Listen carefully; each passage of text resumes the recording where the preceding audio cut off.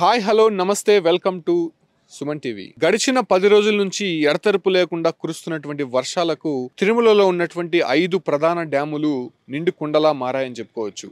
అంటే సరిగ్గా 10 రోజులకు ముందు తిరుమలలో నీటి ఎద్దడి అనేది కనిపించింది. తిరుమలలో ఉన్నటువంటి వాసులకు కావచ్చు, అంటే శ్రీవారి భక్తులకి కొంత నీటి కొరత అనేది కనిపిస్తూ ఉండేది. కాకపోతే అనూహ్యంగా తీవ్రమైనటువంటి వర్షాలు కూడడంతో 5 డ్యాములంతా కూడా జలకలను సంతరించుకుందని చెప్పుకోవచ్చు. సాధారణంగా తిరుమలకు వచ్చేటువంటి భక్తులకు కావచ్చు, అంటే స్థానికంగా ఉన్నటువంటి ప్రజలకి ఆ అవసరాల కోసము ప్రతిరోజు కూడా 32 నుండి 35 లక్షల గ్యాలన్ల నీటి అవసరం అనేది కనిపిస్తూ ఉంటుంది. కాకపోతే ఇప్పుడు కురిసినటువంటి వర్షాలకి వచ్చే ఒక సంవత్సరం పాటు నీటి సామర్థ్యానికి సంబంధించినటువంటి పూర్తిగా డ్యాములన్నీ కూడా ఉన్నాయని చెప్పుకోవచ్చు. ప్రస్తుతం నేను గోగర్భం డ్యామ్ వద్ద ఉన్నాను. తిరుమలలో ఉన్నటువంటి 5 డ్యాముల్లో ఈ డ్యామ్ కూడా ఒకటని చెప్పుకోవచ్చు. మన కింద ఒకసారి చూద్దాము. FRL ఇన్ ఫీట్స్ 2894 అడుగులు, అంటే పూర్తి స్థాయి నీటి మట్టానికి ఈ ఒక్క డ్యామ్ చేరుకుందని చెప్పుకోవచ్చు. గత 2 రోజులకు ముందే ఈ డ్యాము ఫుల్గా నిండిపోవడంతో కిందకి దిగువకి నీళ్ళంతా కూడా వదిలేశారని చెప్పుకోవచ్చు. అంటే అక్కడ పైభాగంలో ఉన్నటువంటి పాపనాశము, అదేవిధంగా ఆకాశగంగకు సంబంధించి కొన్ని డ్యాముల్లో నిండిపోతే కిందకి నీళ్లు వదులుతారు డ్యామ్ గేట్లు ఎత్తి. ఆ ఒక గేట్లు ఎత్తినటువంటి క్రమంలోనే ఆ నీరంతా కూడా ఈ గోగర్భం డ్యామ్ వద్దకే వచ్చి చేరుతుందని కూడా మనం స్పష్టంగా చెప్పొచ్చు.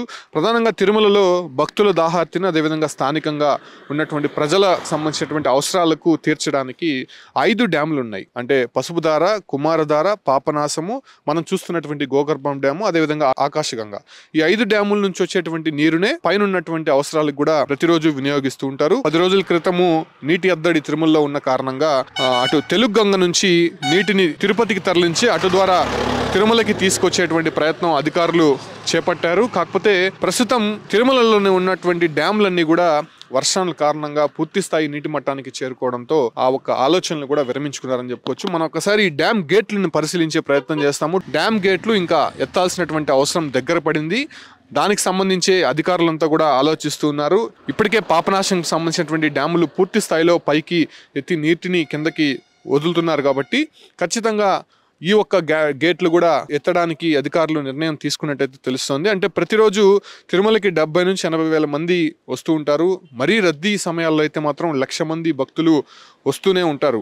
కాకపోతే వారి అవసరాలకి తీర్చడానికి తిరుమలలో ఉన్నటువంటి 5 డ్యాములకి సంబంధించి అంటే దాదాపు 13,849,00,000 గ్యాలన్ల నీటి సామర్థ్యం ఈ యొక్క 5 డ్యాములకు కూడా ఉందని మనం స్పష్టంగా చెప్పొచ్చు. అయితే ఈ 5 డ్యాములకు సంబంధించి నీటి నిల్వలు ప్రస్తుతం పూర్తి స్థాయిలో ఉన్నాయని చెప్పుకోవచ్చు. ఇంకా ఈ సామర్థ్యానికి మించి నీళ్లు ఉన్నాయి కాబట్టి గేట్లు ఎత్తి కిందకి నీరుని వదులుతున్నారు కాబట్టి ఖచ్చితంగా కింద ఉండేటువంటి కొన్ని లోతట్టు ప్రాంతాలు కూడా ఈ రకంగా జలమయమయ్యేటువంటి అవకాశం ఉంటుంది. ఇంకా సామర్థ్యం పెరిగింది కాబట్టి ఈ గేట్లు కానీ ఎత్తకపోతే డ్యాములకి డ్యామేజ్ అవుతుంది. ఒకసారి డ్యామ్కి డ్యామేజ్ అయిన తర్వాత కింద ఎటువంటి ప్రభావం, పరిణామాలు ఉంటాయో మనం చూస్తూనే ఉంటాం. సో ఈ రకంగా తిరుమలలో ఉన్నటువంటి అన్ని డ్యాములు కూడా జలకళని సంతరించుకున్నాయని చెప్పి కూడా మనం చెప్పచ్చు.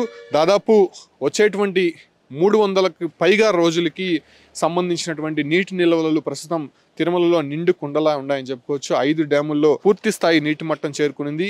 ఒక రకంగా తిరుమలంతా కూడా ఆహ్లాదకరమైనటువంటి వాతావరణం ఉన్నప్పటికీ కూడా కొంత నీళ్లు కొరత అనేది ఒక 10 రోజుల క్రితం అటు తిరుమల వాసుల్ని, టీటీడీ అధికారులను వెంటాడుతూ ఉండేది. కాకపోతే వారు లక్కీగా వర్షాలు తీవ్రంగా కురవడం, అదేవిధంగా డ్యాములన్నీ కూడా పూర్తి స్థాయిలో నిండుకొండలా మారడంతో ప్రస్తుతం ఆ ఒక్క జలకళలని ఈ డ్యాములన్నీ కూడా సంతరించుకున్నాయని కూడా మనం స్పష్టంగా చెప్పొచ్చు.